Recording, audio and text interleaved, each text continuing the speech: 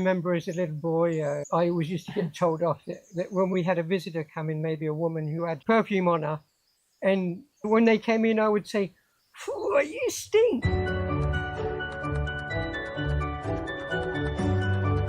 Hi, everybody. Hello, everyone. A while ago, we made a video about the fact that we don't use soap and cleaning products and any of that kind of stuff. And people have asked, well, what do we use? Because we don't use those things. So today we're going to talk about what we use instead of soap and shampoo. For me, I get in the water every day. And when I'm in the water, I always wet my hair and rub my hair. I always rub myself with my hands and make sure that I'm clean. Because when I've been outside in the garden, I get dusty and dirty, and I jump in and I wash the dust and grime off myself. But I don't use any form of soap or shampoo. I haven't used shampoo since the 1980s. And I know that when I initially stopped using shampoo, I felt like my hair wasn't clean, and I would have to shower every day, sometimes twice a day, to not have that itchiness in my head. But because I persisted, because I'm always someone that asks questions and looks and observes and things, and I always wondered, why is it that we as a species with so little hair on us need to use shampoo when there's so many species out there that are covered in hair and fur that don't need any form of soap or shampoo? So for me, that was weird to be thinking that we had to be doing that, which is why I initially stopped, because I was questioning why. And I know people will think, no, you've got to use it, but really, you don't have to. And after a time, your head adjusts to the fact that it's not getting shampoo anymore, and it just normalizes. So I don't get issues with having hair that's too dry or too greasy. And all I'm using is water. And about once a week, I'll get in the bathtub and wash my hair with urine from the day before. Now, I know that sounds pretty gross for some people, because the idea of using your urine in any way, shape or form will be for a lot of people a novel idea and something which is initially going to gross people out, I suppose. But that's what I do. I do that regularly, and contrary to what you might believe, it doesn't make my head stink. If I use urine from the day before, it's pretty odorless, and it does help clean the hair. It throps up a little bit. It feels nice afterwards. My hair feels nice. I don't need to be doing this, but I do this because it feels good. So yeah, that's the routine I have. Okay. Well, I believe the best skin and hair care comes from our food, raw fresh fruit. So because we put good nutrition and our natural food in our bloodstream, the body is reacting accordingly. One of the first things I noticed when I started eating only raw fresh fruit was my skin. My skin felt suddenly moist. It felt more silky. Even my skin was always good, and people used to compliment me on my skin, which I didn't understand what they see on it. But with fruit, I could not believe how much better my skin, just the feeling of it was. Also, I want to say, a lot of people say this, you get damaged by sun, your skin. It's true that especially now, the sun is more aggressive, it's more burning. And I notice when I'm in the garden, because as I can, I work naked in the garden, and I can see if I spend in the garden on a full sun 2.5 hours, I see the skin already show me I don't like it. But that comes with the age for me too. But I also believe sun is more aggressive. So I'm thinking I may protect myself in the future to put some thin long sleeve garment on me, because I really can see now with the age that sun does some damage. And also, when I was young, I was always on the beach living in Australia almost every day. And I never used any sunscreen or anything. And I know they were always advertising, put your hat on, put your sunscreen on, put your things, this, whatever, the zinc on the nose, where you get sunburn easily. And they putting on the children made of toxic plastic clothes, swimming on a beach, to play on the beach and go in the water with long sleeves. Usually the legs go above the knees. It became big fashion, big brainwash again. And actually, I believe if you wear synthetic fiber on the sun, there you get a lot of toxins in your bloodstream. Not only that, the sun cream No, itself of course. is full of toxic chemicals. It does the opposite, because what's happening when you put sunscreen on, and I think we talked about this before, but when you put sunscreen on, it's actually blocking the pores, so it stops elimination. So it's not only it's putting chemicals into your bloodstream, into your body, it's also stopping any toxins from coming out of your body. So it's actually going to cause skin cancer more so than protect you from skin cancer. It does the opposite of what they say. Yeah, yes, all the synthetic clothes, all the cosmetics, including sunscreen, even other cosmetics, that's what gives you problem with your skin. Mm. And if you eat well, you don't really have to take any super extra care. Very rarely we sometimes put things in our hair like fruit, you know, like skins from mango. We just massage it in the hair and then we jump in the water, massage it down in our skin, jump in the water. We very rarely do those things. Any fruit is okay to rub into the skin, any Yes. fruit at all. It's all going to have a cleaning effect. So you can leave it on for half an hour and then jump in the water and wash it off. And by doing that, you're not going to pollute the water at all. If there's any fish in there, they're going to eat whatever comes off your body.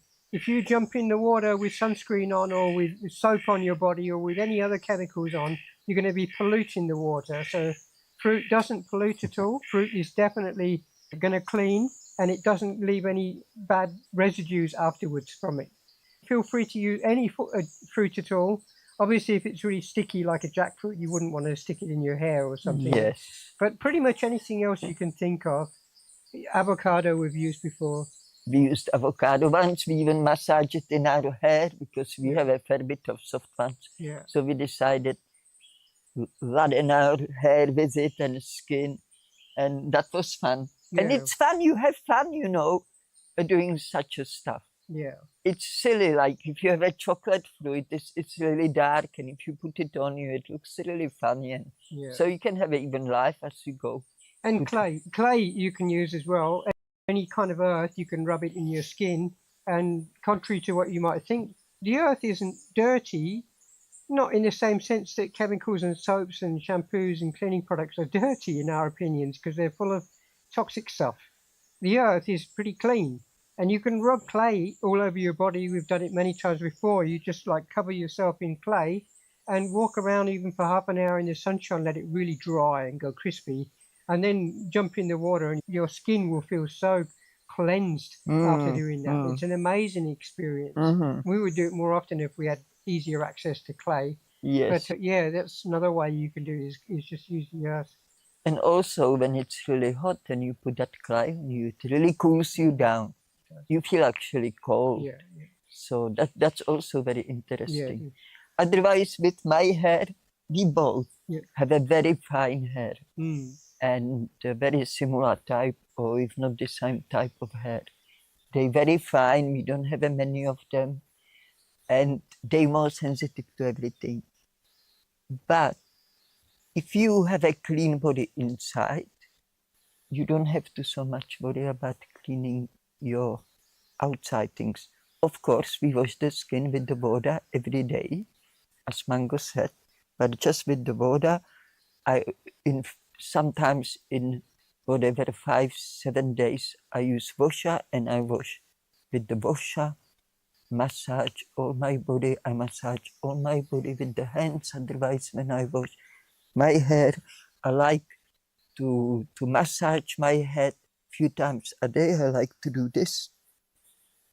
And that, if you do it for a while, you really feel you are aware, you have a head, you have a brain, it feels really good. It gives you that good blood circulation and it gives you good sensation, and that's what we want. We want to feel good. And all those things enhance the positivity of our being. And so again, if you eat clean food, you don't have to bother much with any extra cleanliness. Your sweat doesn't stink.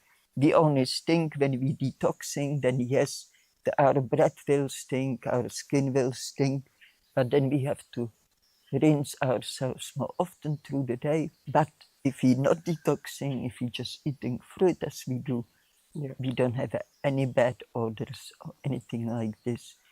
And the more toxic the food is, more stinky the person is, and their elimination as well. And that's how you can even indicate how much toxic your body is, by how you stink when you go to toilet, and how you stink if you might be work for half an hour in the garden and you smell your armpits and you can say like, oh, I stink. Or people who eat a lot of toxins, they just work a little bit on the sun and they wet with sweat, fully like wet, this part on the back, under the armpits. We hardly sweat. And this is also part of cleanliness. I like what Mango said, keeping clean yourself inside is more important than clean yourself outside. Because if you're not clean inside, doesn't matter what you do here, it's always wrong and your skin never's going to like it, because you even don't know those things. You only need to have a clean body. And then you don't need to buy. Even now you don't need it if you eat everything. But you think you do, because people who eat everything, they have an issue with their skins. Yeah, we live in a world, I've said it before, my book's called Topsy-Turvy World, one of them, and we do live in a topsy-turvy world, and things that are opposite to what they're seeing nowadays. There are many, many people who are obsessed with what they believe is cleanliness. So they'll put all kinds of products on their body, all kinds of moisturizers and deodorants and shampoos and conditioners and all kinds of things that they let their body absorb, that really the body shouldn't have any contact with at all. And that's not cleanliness, in our opinion. That's actually filthy. That's filthy what they're doing. And they'll look at people like us and think how dirty we are because we're not using any soaps. But the reverse is true. The reverse is true. And if you could look at the insides of those people, because not only do they not have a clue about how toxic the stuff is that they're putting on their bodies, they don't have a clue about how toxic everything is that they're putting inside too. If you could look at them internally, you would see that their bodies are like cesspits inside. Most people are walking around with so many toxins and so much waste in their body that shouldn't be there. They're not clean at all. There's the expression that cleanliness is next to godliness. And it's not talking about using chemicals on your body. That's not what it means. It's the inside and what's inside your mind. Having a clean mind, having a clean body inside. Of course, on the outside too, we take care of that. We don't want to leave ourselves being dirty all the time. Of course. But water is enough. Water is enough. Unless you're like a car mechanic and you're getting grease all over you. And I understand there are some people with professions that do mean that they have to use something or another to get off that. I mean, even us, if we're cutting up a jackfruit, which is mostly my job, I get this latex stickiness all over me and it won't come off with just water. So I use a bit of oil, just a bit of avocado oil, just a very tiny bit of it. I'll put a little bit in the palm of my hand and I'll really wipe my hands with that. It's not like I'm getting it all over my body, so I'm only using it on my hands. But you don't need anything other than that, really. Yes. Also, I want to go back to hair and my hair. They're very fine. And I also observed throughout the years, doesn't matter what I do with them, they have a time when they look better, feel better, they have a more volume.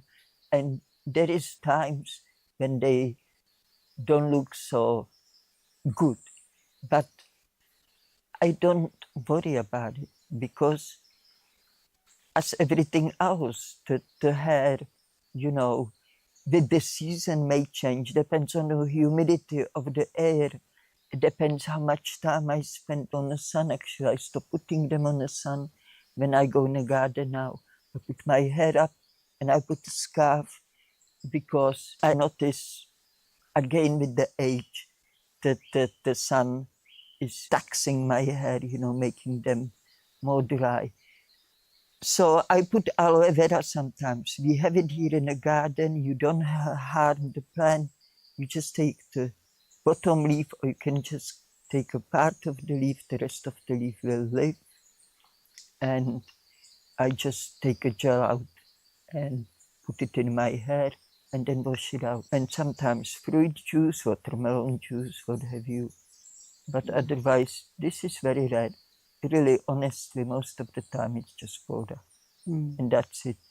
And for me, must be always cold water. If I wash my hair with warm, even hot water, they go like this, and they're so dry. It's just unbelievable, the reaction of my hair on the hot water. And so is the skin. The cooler water is better. For my hair, I have to have only cold water. For my skin, also best cold water. And after, if you have a hot shower or hot bath, also have in the end cold bath or cold shower. And that wakes you up. That's very good for your skin, for your blood circulation. Yep, very good, and especially after, if you have a cold shower and you get a towel and you kind of really rub yourself all over, it opens up the pores more. It's very, very good for you. Don't ever finish a hot bath by just getting out of it and rubbing down. Always have a cold shower afterwards. Even if it's in the winter, I mean, it may take a while for you to build up the courage and adjust of doing that, but you'll benefit from doing it. Definitely. Yes. Like I'm doing it since teenage age, and I can't imagine not do it anymore. That cold water wakes me up. It gives me really good energy, and I love that. So if you can train yourself, use as much cold water in your skin, you know, as well. That's one good point. It's the water that cleans things, not the product, some bubbles or whatever toxins they put inside. And also lemon juice is very good, Lemon juice, you know. But when I use lemon juice on my hair, they go really flat. I think that would be good for people who have a lot of hair and they get really bushy and stuff. I really think if they put lemon juice. Any citrus juice actually will do it, but lemon juice particularly good. Yeah. So that's the one thing I don't like when I use lemon juice, because it takes months before my hair after gets some volume, but otherwise I can see they like it. And we've mentioned before in the previous video we did about soap that even if we wash our clothes, we just use water. We just use water because that's enough. And we don't really get our clothes that dirty. We'll get, especially me, I'm very messy when I eat. I get fruit all over me. But I get like fruit stains on me. But you don't need soaps for those things. And we just put them in the washing machine. We turn it on. There is hot water that comes in the washing machine. But I used to always watch in the cold. This is Mango's thing. He's now operates the washing machine. But that's okay. You know, I have no problem with it. But I would always wash only in cold water, and I never have filthy clothes, you know. I have to wash with aloe vera that does the stains which you can't wash, you know, so we have few of those on some clothes, but otherwise it washes out. The fruit, it's have a name, like it stains everything, maybe some fruit. I don't know which one, I didn't experience yet fruit, including mulberries, which will not wash out from my clothes. If not on a first wash, maybe on a second, third wash, definitely. And sun, if you your garments in the sun, you know, and the air, that's also cleansing. That also cleans your laundry, it cleans your skin, it cleans your hair. But if the sun is too hot, it's in the middle of the day. And as I'm saying, the sun is more aggressive now. It's like burning almost. Like if you sit next to the fire, then we have to protect more our skin and our hair. It's not every day like that. It's very simple. This is the thing, you know, when I was young, I used makeup and so many cosmetics. I used every morning, like at least over half an hour to put it all on me, and doing my hair with this curler thing, the electrical thing you put on and comb, or how they call it. I was totally insane, but I was blessed to see very early in my age how sick it is. I actually once seen the lady without makeup, and somehow she really got my attention. She really caught my eye, and I said, she looks so much better compared to other ladies. She looked even younger. She has so youthful look, and I just can't really explain it properly, but well, it it definitely really impressed me so much that since that day I stopped using makeup altogether. In Australia, if you go on the street, you don't see many women with makeup on. But in Europe, like at least when I come from, almost every woman have a makeup. They would not go out on the street without makeup, at least to a certain age. And some women who are really into it, they do it till they die. But I observing people. I love look at the people. I like the details and stuff. And one thing I observed, the makeup on a woman who is old and not well and have a lot of wrinkles, makeup on her looks disgusting, and makeup altogether look disgusting. You look so much better, the woman in their natural looks. they don't realize that how they are slowly destroying their skin by applying this stuff on a daily basis. I mean, it is particularly women that have been targeted. Now men are starting to be targeted too with that kind of thing. And I mean, traditionally it's been mostly that men would shave off their beards and put aftershave on or put some deodorant on or something, but not much more than that. But now they're getting makeup for men, and it's all kind of stuff, and it's just destroying skin. They're layering it on. Some people I know can spend like 1 or 2 hours before they even go outside applying layer after layer of whatever it is they put there. For me, when I watch somebody, I've observed people doing it on television before where they've put it on, and it's almost like they've got a neurotic tick. They're dabbing it everywhere. It's almost, it's a sickness. It really is a sickness because it's not helping them. And the same again, because they're toxic inside, they're having to put perfumes on their body as well, which are masking their body odors. And that's what deodorants and perfumes are all about, to mask the body odors, which are unnaturally unpleasant, or naturally unpleasant from the food they're eating. That's because the food they're eating, it's not natural. That's right. So their odor is not natural. Yeah. It stinks. Yeah. We're not meant to stink. No. We actually smell beautiful if we are clean. If we're clean, we do. And the whole idea too of cutting and grooming the hair the way people do is unnatural. I mean, I think there was a story from the Second World War where they recruited Native Americans as trackers because they were known to be good trackers, some of them, and they were recruited into the army to track people. I don't know under what circumstances exactly, but I know the story goes that the first thing they did when they recruited was they gave them a haircut, because in the army you've got to have a haircut. They've all got to look the same. So they cut their hair, and then afterwards these trackers found that they were no longer able to track, which is a curious thing really, and you might question it, but it's somehow or another the fact that they didn't have long hair anymore removed their ability, because tracking is not only about recognizing signs in the ground, there's also some sixth sense that comes in and helps you with it. And cutting their hair somehow or another stopped their ability to do that. And there's also of course the story of Samson in the Bible, who had his hair cut and lost his strength. I do think that there is some truth to these stories, because I think that it is very, very natural for us to be having long hair and long beards and just letting it grow. And it's all about taming us when we don't do that, because people are tamed, and they may think they're being rebellious if they do something or make their hair look a certain way, Pink. but they're actually fitting into the mold of being good consumers, that they're going out and buying products that they need to do that. And it's all about money.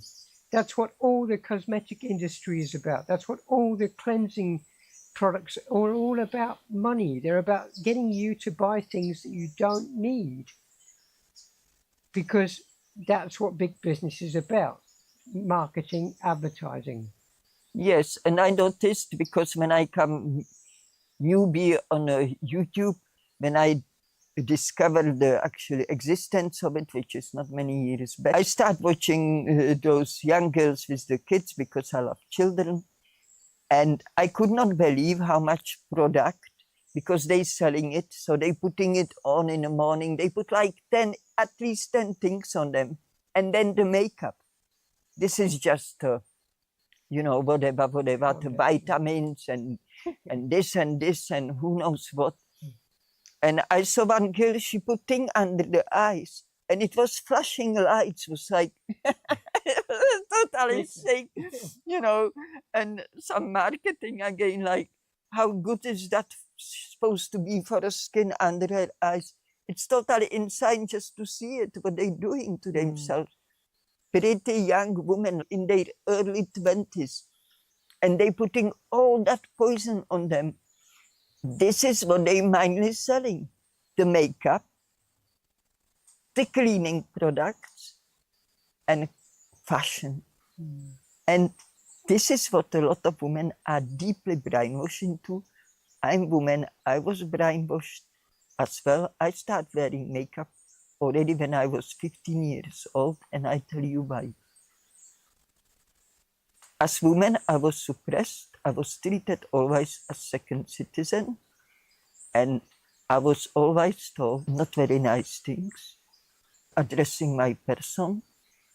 And I was never told by anybody, even by my partners in the past, no compliment towards my person, towards my look or anything.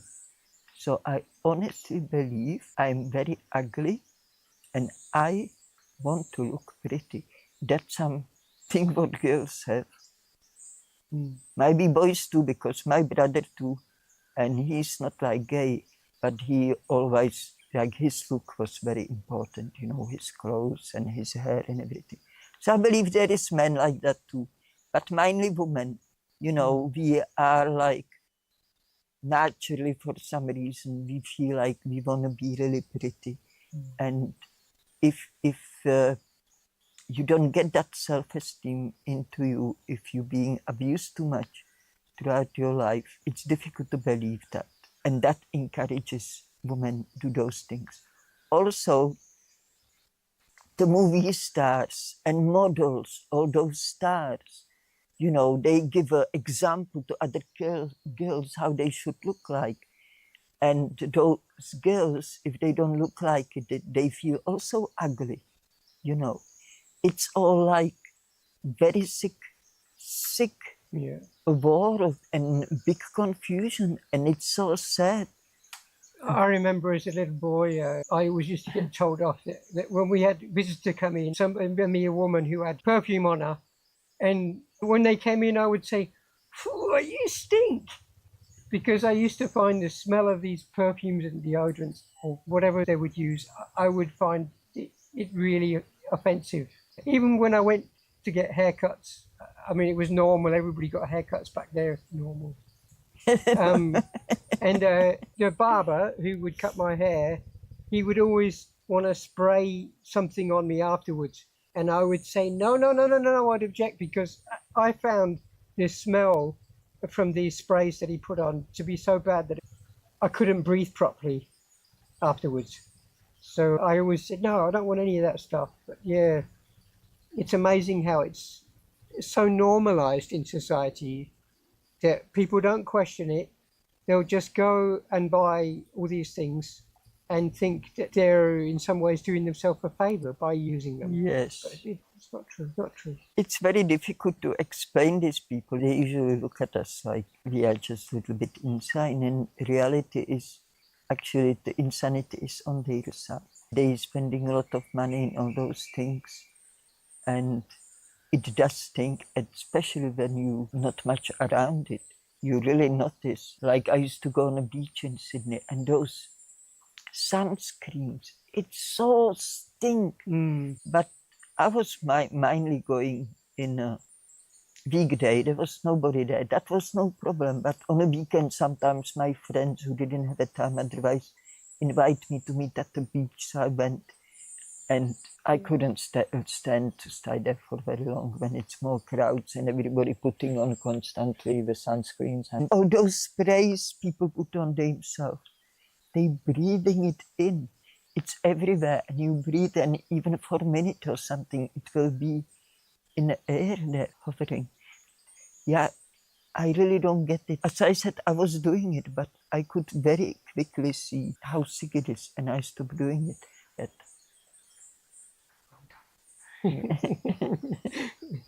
Anyway, I think we've answered your question, so we'll round off for today. Thank you all for listening. Yeah, if you forgot about some details, please let us know. Or you can ask the question if you have some about what you hear now and some additional question, we will note it. Also, go back to your questions. We gathered the questions, we lost the file. So, if you feel we're not answering your question for a while, please tell us, write us again, repeat your question to us. We started noting it again. Of course, some of them we remembered. Anyway, till next time, all the best. Cultivate love in your heart. It's the most important thing you can have. Because in the end of the day, you can eat from golden plates and be miserable if you don't have a love in your life. And I heard from one very rich man who was also in a circle of the very rich people. And in one interview, he said, the most miserable people in my life I ever seen was rich people, like very rich. Money definitely don't make you happy. If you think you need another million to be happier, save your energy. And another thing, we read a great book. I will mention this book in the future for sure. And it was about a lady who looked after people who were on the way out on their deathbed. And the book is about what they most regretted on the end of their life. And you know what they most regretted? That they worked too much and they gathering money too much for no reason. This was one of the biggest regrets those people had. So think about what you're doing. Take care of yourself. Love everyone. Love yourself. Until next time, all the best. We love you. Bye.